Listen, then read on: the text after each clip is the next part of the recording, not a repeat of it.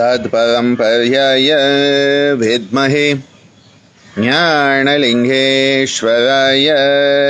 धीमहि तन्नो गुरुः प्रचोदयात्। ॐ योगमहर्षि डॉक्टर स्वामी गीतानंद गिरी गुरु महाराज की जय। ओम पुदुवै कलैमामणि पुदुवै शक्ति योगचारिणी अम्माजी मीनाक्षी देवी भवनानी गुरु माता की जय। ओम श्री गुरुभ्यो नमः। हरि ओम। नमस्ते, स्वागतम, वणक्कम, bonjour, buongiorno, buonasera, buonanotte, हुय्यामोरे बोरेडा, कियोरा, सलामत पगी, आयु भोवान, आयुष्मान भव, शुभ दिनम, सुप्रभात, Salom. Welcome to today's session where we are going to be looking at the second of the Pinda Chakras from down upwards, Swadhisthana Chakra. Swa refers to the self.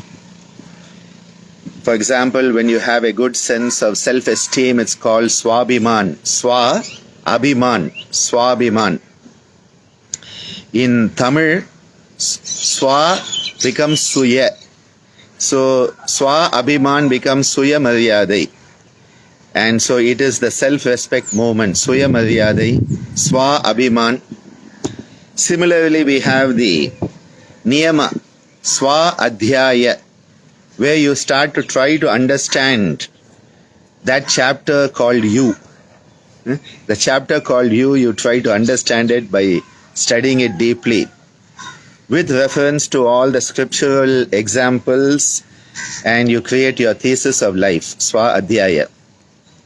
So Swa refers to that concept of self. Adhisthana is to be established. And this is why the word pratishta is a word that is used often for the sacred establishment of the adhishthanam, that is the setting into place. So Swadhisthana, Swadhisthana means that energy center where we are established in our own place, our sacred space. And that is why Swamiji used to say the sacred area. He said, it's supposed to be sacred. He said, we have lost the sanctity of the sacred area. So, when we are talking about Swa Adhisthana, we are talking about an energy center that enables us to be established in our own self, and in the process experience the wholesomeness of who we are as an individual. An individual means one who cannot be divided further. Indivisible. Indivisible becomes individual. So here, the center that enables us to be established in our own self, Swadhisthana. Now, of course, many decades ago when I started to try to understand the chakras, I used to be very confused. I'm still very confused, but I used to be very, very confused, okay? I used to be very, very confused, now I'm very confused. And then I'll become confused, and then from confusion will come fusion and clarity will come. And in those days I used to wonder, if this is Swa Adhisthana, where the self is being established, you are being established firmly in your own self.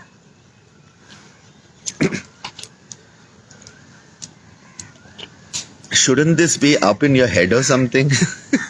Shouldn't it be one of the highest chakras if you are established in yourself? Why is it down there? This used to be a question that came to my mind. Well, my father's beautiful teachings in the Gitananda tradition by combining the tradition and the modern understanding, enable us to understand this a bit more. You know, what happens is that this center, Swadhisthana, can be correlated with our endocrine glands called the adrenal glands, the adrenals. And the adrenal glands are the physiological manifestation of the energies of the Swadhisthana. So again, do not mistake the adrenals to be the Swadhisthana. They are the physical correlation, they are the physical pipeline through which the energy flows. So the energies are not limited by the physical.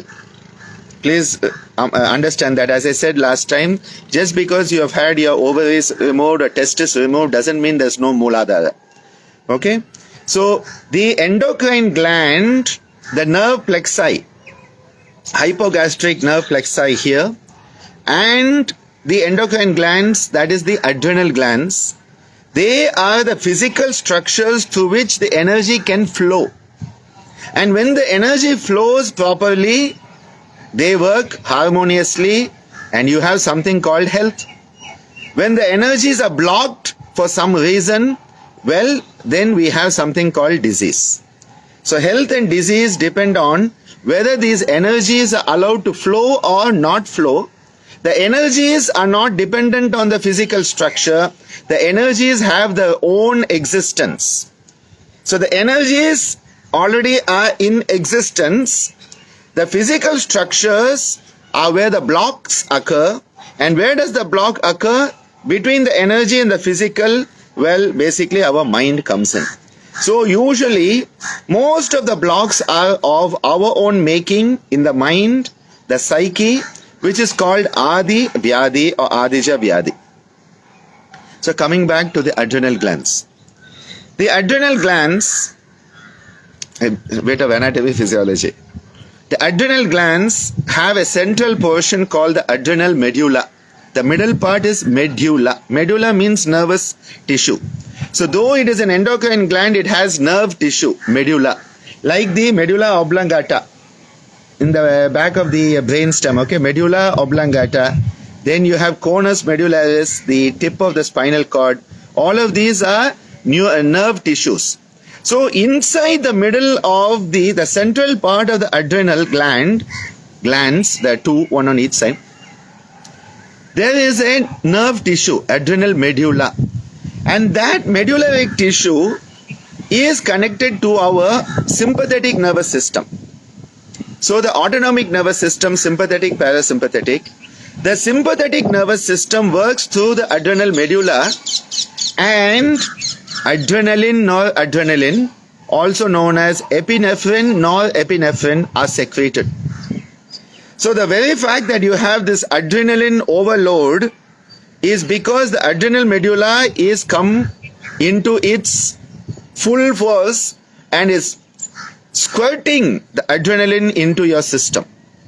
So the adrenal medulla is part of the sympathetic nervous system. Now around this medulla you have what is called the cortex.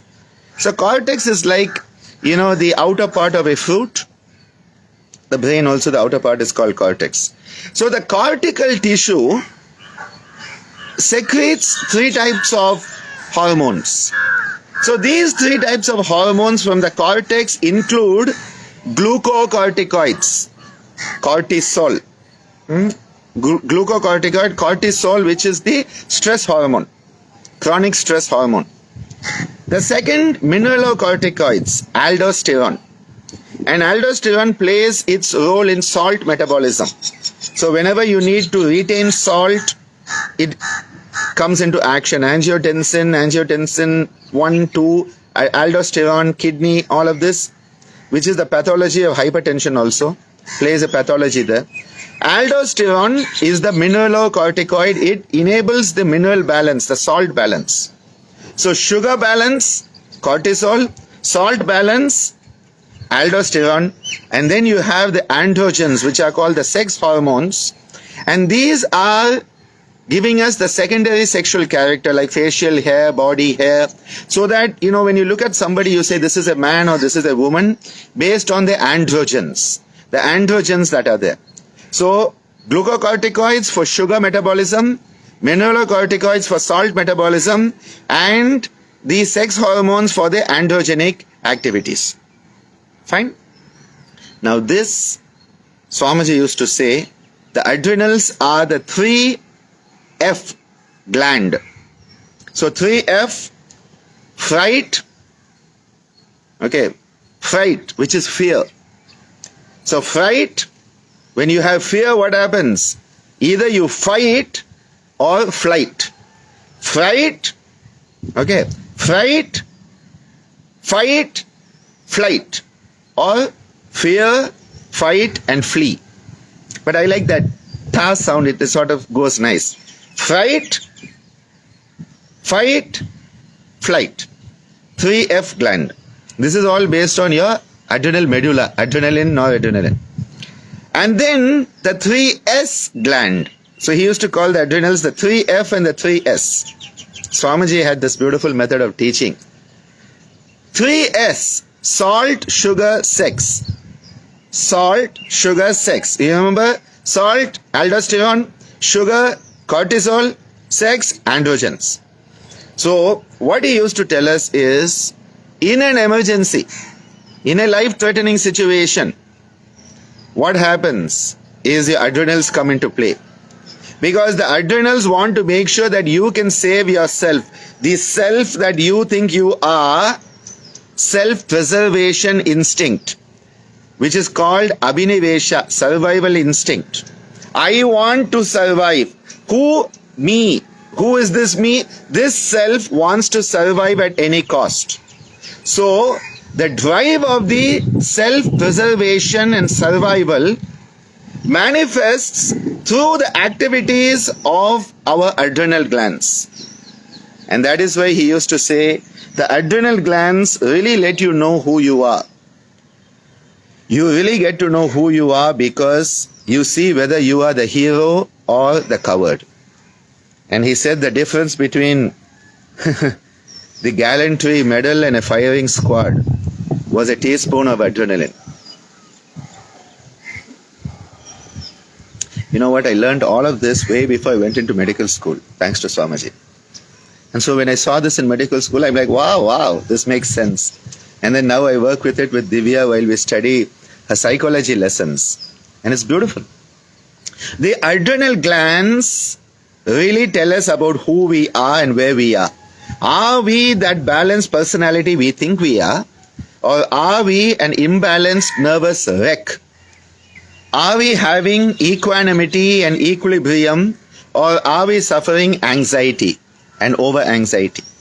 See, the whole concept of where are we, in the sense of, are we at ease with ourselves? If you are at ease with yourself, you don't need adrenaline. You don't need all this cortisol to be secreted. But if you are not at ease with yourself and that inner stability is lacking, then the stress response kicks in. So the stress response kicks in when you are not at ease with yourself. When the Swadhisthana is absent, you have all of this mechanism of survival coming in.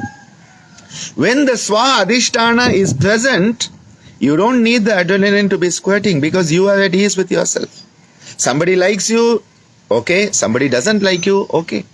And this is why the Swadhisthana Chakra is the place where we start to recognize who we are and where we are in this journey. Now later on, in one of the higher centers, we have the Swaminana Chakra. Swaminana Chakra is there in the higher centers, the top 3 centers. You remember we talked about the 6 lower, the 6 higher, starting with Sahasrara, then you have the Narayanana, Brahmananda, so 6, 7, 8, 9. Then you have Swaminana, Trikuti as 10, Swaminana as 11 and Muktana as 12. So Swaminana as number 11 is where you understand the higher self. Swadhisthana is where you understand where you are now as an individual. And whether you have that inner balance or whether you are just reacting. Are you just reacting to life or are you responsive? And that is why the Swadhisthana Chakra is where once we have kick-started our journey through the Mooladhara, we come into Swadhisthana and we start to take a self-appraisal. So you can also call it the center of self-appraisal. You are appraising yourself of where you are and what you need to do on this journey, which is the journey of life itself. Swadhisthana Chakra is said to have 6 petals. Shat, Dala, Padma. And these 6 petals represents 6 flows of energy that are coming out at this region. The Swadhisthana Chakra is related to the water element, fluidity. And this is why the quality of whether we can have fluidity in life or not depends on it. And the fluid balance in the body, the adrenals play an important role. I told you about aldosterone, plays an important role. That is why the adrenals are on top of the kidneys. Because aldosterone determines whether your urine is going to be dilute or concentrated.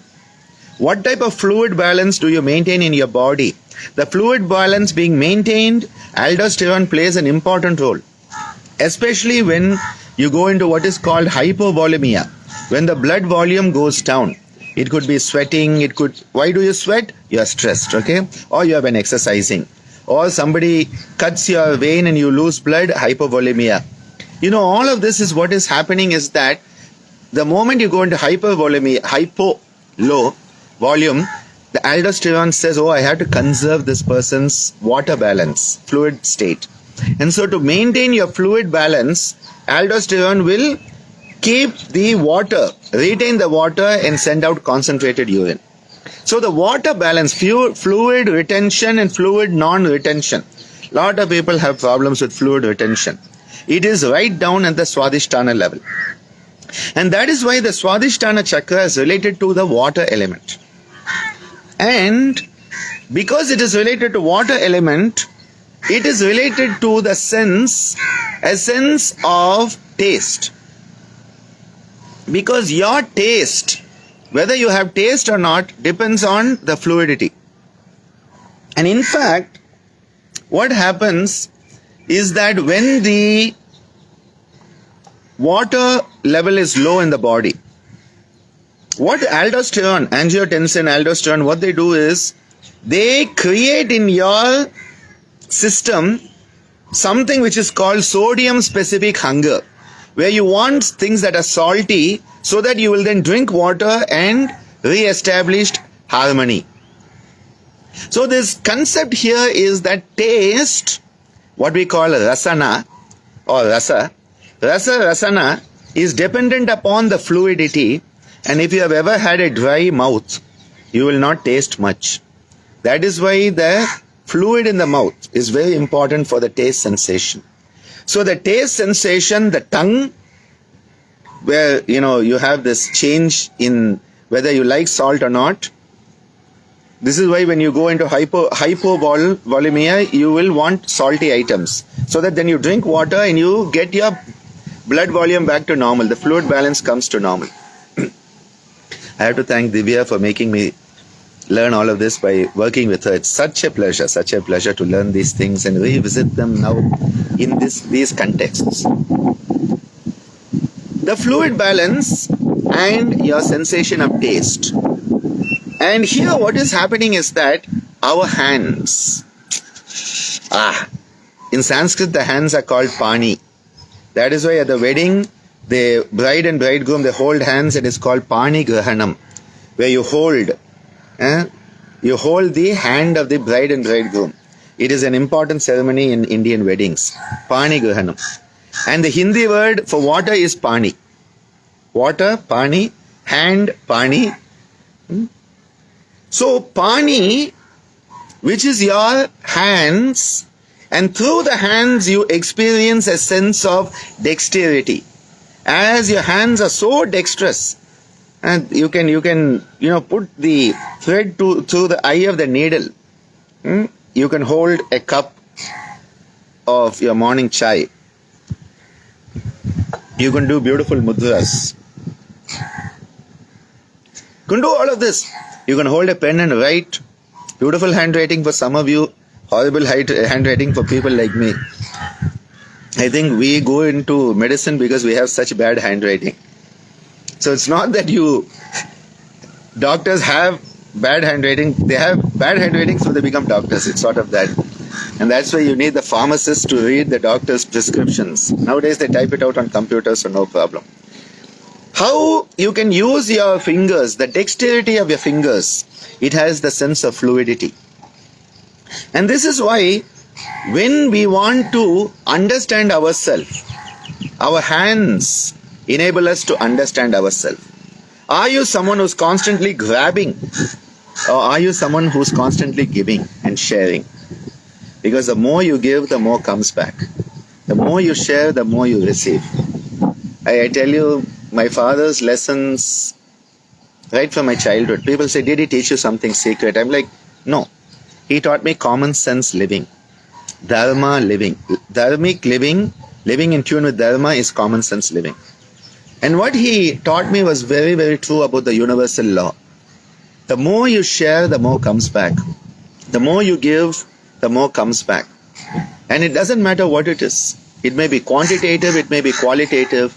And I continue to experience that every day of my life. Because any of the days where I go against my nature and I don't give, I don't share, those are the days that nothing comes back. It's very interesting. And this is why we have to realize that we should not block the flow. Again, Swadhisthana, remember the flow of this energy is coming through us. We should not block it. Our ego blocks it. I am not going to give you because I am me. Why should I give you? It's the ego. Who are you to hold it back? You know, this whole idea that we own something. What do we own? Nothing. What do we own? Nothing. We are to be caretakers. The human race is meant to be loving caretakers of this planet. We are to be loving caretakers of each other and also loving caretakers of our own self. This is what the Swadhisthana is teaching us. Those hands are meant to share, to give, to help, not to grab. Are you a grabber or are you a giver? You start to know yourself through the Swadhisthana. And this is why the energy of the Swadhisthana, when we want to understand it better, we need to understand that there is a mandala which is called the Apas Mandala. Up is the water. Water is also called Jala, or as I said, Pani. So the water element is very much influenced by the moon. The waxing and waning of the moon, it really influences the water both externally and internally. And even our cerebrospinal fluid, which is again fluid, is influenced by the lunar phases. So the mandala, that sacred shape, geometrical shape, which belongs to the collective unconscious, a collective archetype, primitive archetypes, universal archetypes. That is why Jung, he was so interested in the chakras, because he realized that it was tapping into that archetype that lies behind everything. It's a universal structure. It's not concocted. It is not created. The rishis did not create anything. They were not inventing. They were only discovering. They were only discovering the universal secrets. They were not creating something new. It's only the modern idiots who think they are creating something. They were discovering. And what they found is that the mandala for the Swadhisthana Chakra is related to the water element, the Apas Mandala. And that this upper mandala is a crescent moon, a silvery, grey crescent moon, just like that silvery gray. And what we do is that we do a pranayama to work on this energy, to unblock the energies. The energies are there. Swadhisthana is happy and healthy and living happily ever after. We have messed it up. So we have to unblock. We have to open the passages, open the door, open the window so the energy can come through, so that the moonlight can come through. What we need to do is that we need to work here. So what we do is that the process of moving from the right to the left and the left to the right in the Sukha Pranayama pattern. So as we breathe in and as we breathe out, we are creating this beautiful shape, a beautiful shape of a crescent moon. A beautiful shape. This is the Apas Mandala Pranayama. And this is done right at the area just behind and above your pubic bone. If you have difficulty knowing this area, it is the same area you get up in the morning with a full bladder and you have to run to the loo. Yeah, that is the area actually. Full water. Swadhisthana water, moon water, everything water. And what we are doing, there's a beautiful rocking and caressing. Rockabye baby. Yes, Terry. Huh? A beautiful rocking in the water. It's like that boat in the water. That beautiful sense of finding harmony in yourself. And what happens? You're going from right to left and left to right. And you're finding the balance that lies in between. The balance where you are established in your own self. When you are on one extreme, you are not you. When you are on the other extreme, you are not you. And through this pranayama, the Apas Mandala Pranayama, we are harmonizing ourselves. We are rocking ourselves into that beautiful inner sthiti, stability. What a beautiful state that we are finding as we rock ourselves and we find that balance in the fluid. What does water do? Wherever water is, it finds its level. That is why even to this day, engineers use a water scale, a water balance. In India, they still take a water pipe, long pipe filled with water, hold it at one end of the wall and then at the other end of the wall, and they see whether the water balance is equal to find the level. Because water will always find its level wherever it is. It is in a cup, it will find its level. It is on the floor, it will find its level. It is in the ocean, it finds its level. It is in a river, it finds its level. It is in your body, it finds its level. Finding your own level. That is what the Swadhisthana teaches us. And then it truly becomes Swadhisthana. Otherwise, we are an imbalanced wreck.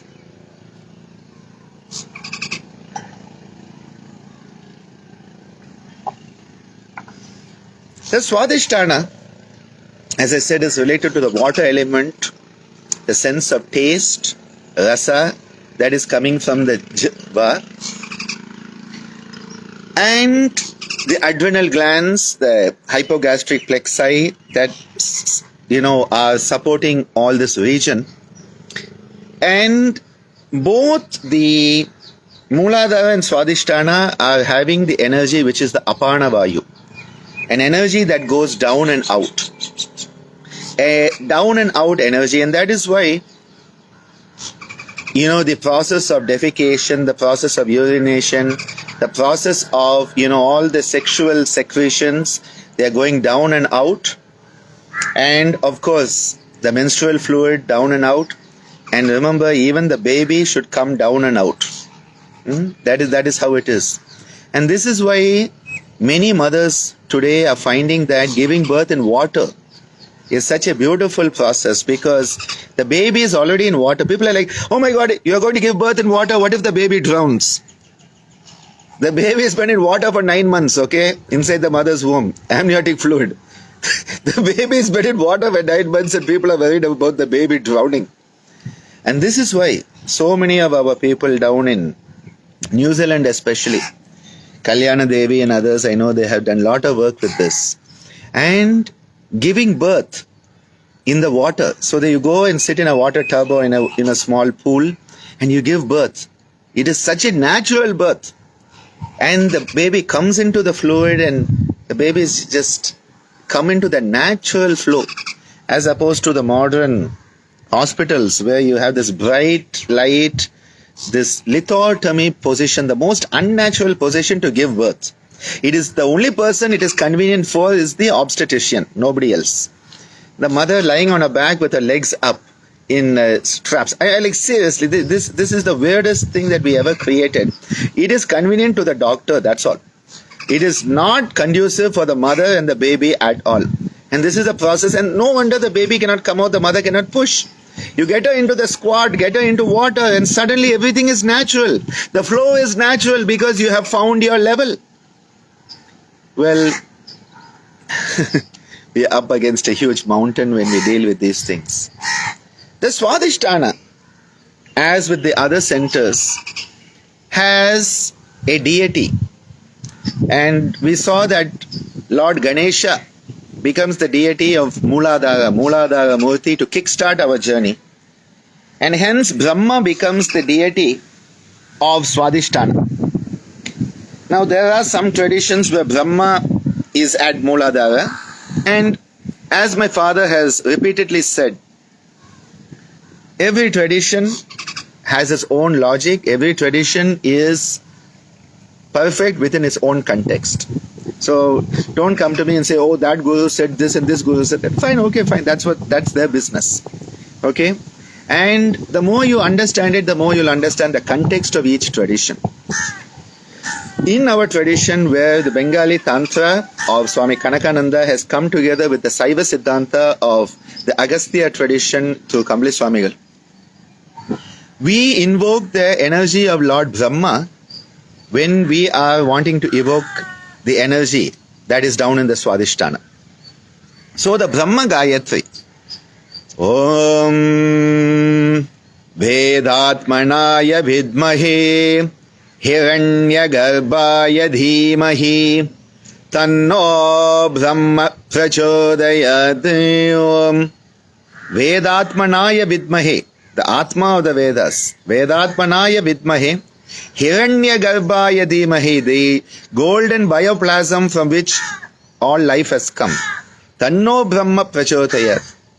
This is the energy that we want to evoke through the Brahma Gayatri when we work on the Swadhisthana.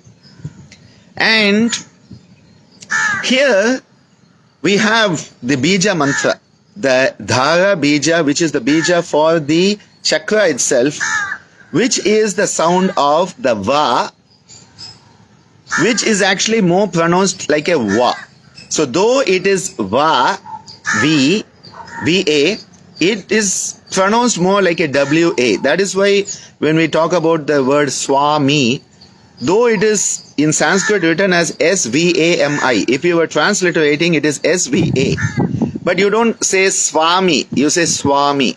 It's like you don't say Swadhisthana, it's Swadhisthana. You don't say Swadhyaya, you say Swadhyaya. So that wa, so that wa. It's that combination where the V is becoming a W. And so here, that vernacular, Vaikari language Va gets potentiated by the the Anuswara so Va becomes Vam, and that Vam gets potentiated to the higher level of energy when it has the Bindu Rutta Rupam. So the Bindu, the Chandra Bindu that comes, makes it then Bang. So Va becomes Vam, becomes Vang. Vang. And that is where the lift occurs. All of you who are aware of this tradition, you already know that if you want to potentiate it, that Nga, the nasal twang is important. So Va, which is vernacular language at the Vaikari level, gets potentiated with the Bindu. So Vam, and Vam becomes activated into the energy level when it becomes Vang. And so the energy here is as a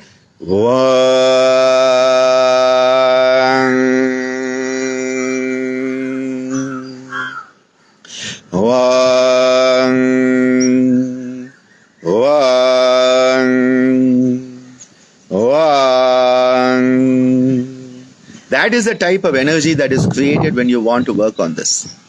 And as we have seen earlier, when we are wanting to potentiate the bija mantras, it is important that we make the tone, and the tone is the nga.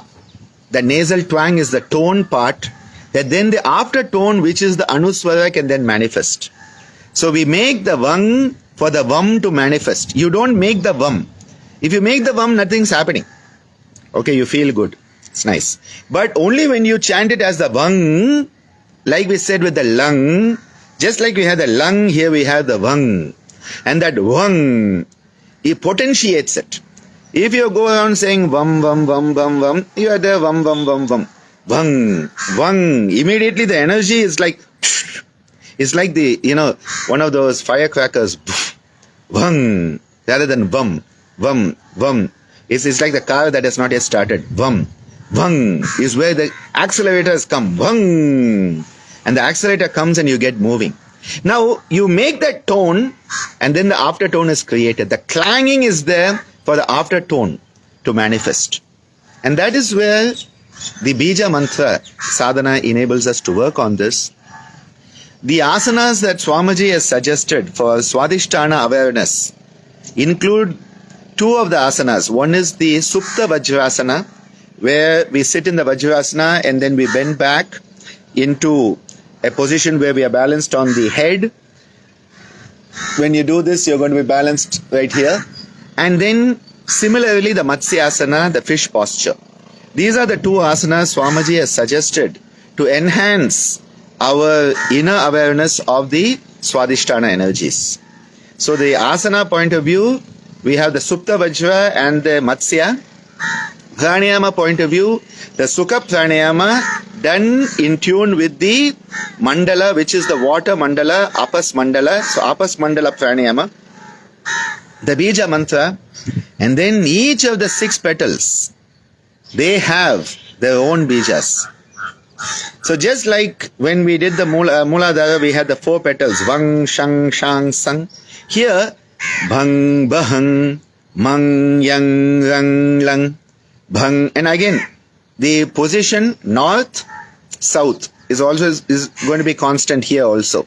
And then you have the one between east and north. Northeast, southeast, southwest, northwest. I thank Jnana Sundari, who celebrated her 75th birthday yesterday. Happy birthday, Jnana Sundari. Such a darling manifestation of the beauty of wisdom. Amma gave her the perfect name, Jnana Sundari.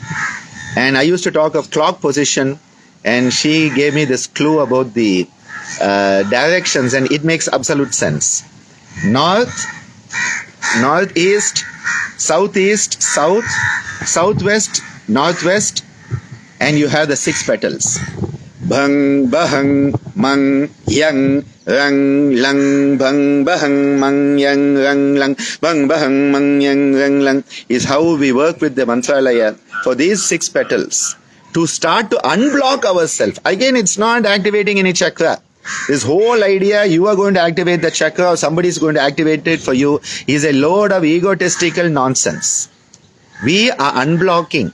That is what we are doing. Kshetri Kavat, says Maharishi Patanjali.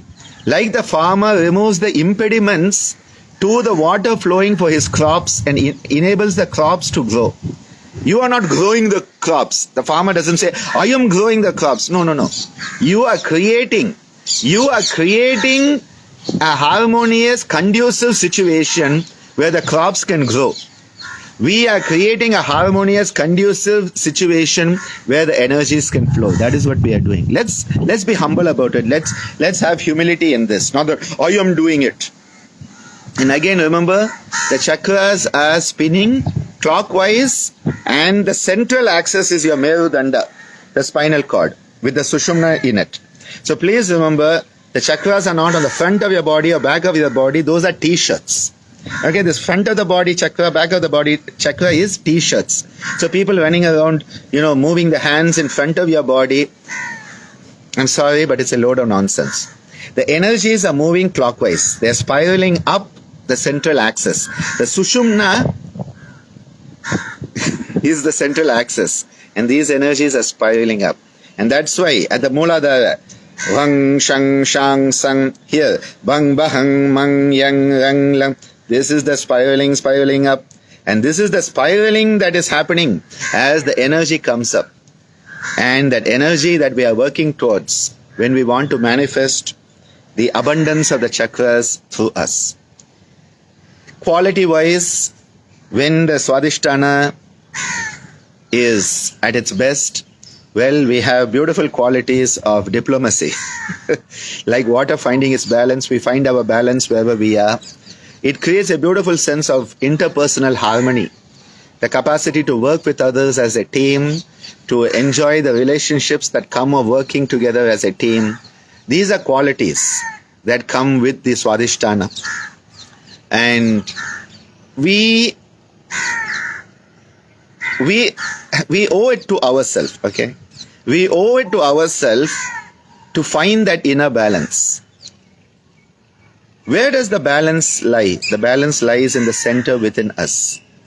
And that is why here the whole process is finding that balance so that we can start to know who we are, where we are, so that then we can embark on that journey towards Kaivalya.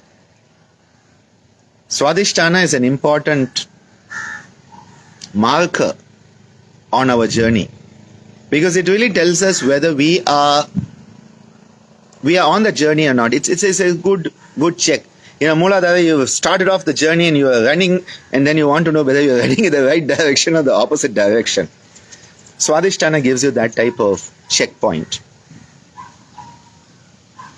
Many people talk of Swadhisthana as the sexuality center. It's not the sexuality, it is sensuality. Okay, it's a sensual center, not a sexual center. Though, of course, we talked of the 3F, fight or flight, and the 3S, salt, sugar, and sex. But at the same time, it is a sensual center where we can start to find ourselves. I hope that we can all find ourselves, find that state of being established in ourselves. Because, you know, that's what Patanjali says, when the chitta vrittis have stilled, like the whirlpools of the water have stilled, Swarupe avasthanam, he says so beautifully. When that yoga chitta vritti nirodha occurs, he says, how tada dhrashtu swarupe avasthanam. That same type of concept is happening here. Really, really amazing. Really, really amazing. Wishing you all a wonderful day or night wherever you are. A fabulous Friday if you are in North America. Scintillating Saturday for the rest of us on this side of the globe. Have a wonderful weekend. Be the best you and be a blessing wherever you are. And in that process, definitely you will be blessed. Hari Om Tat Sat.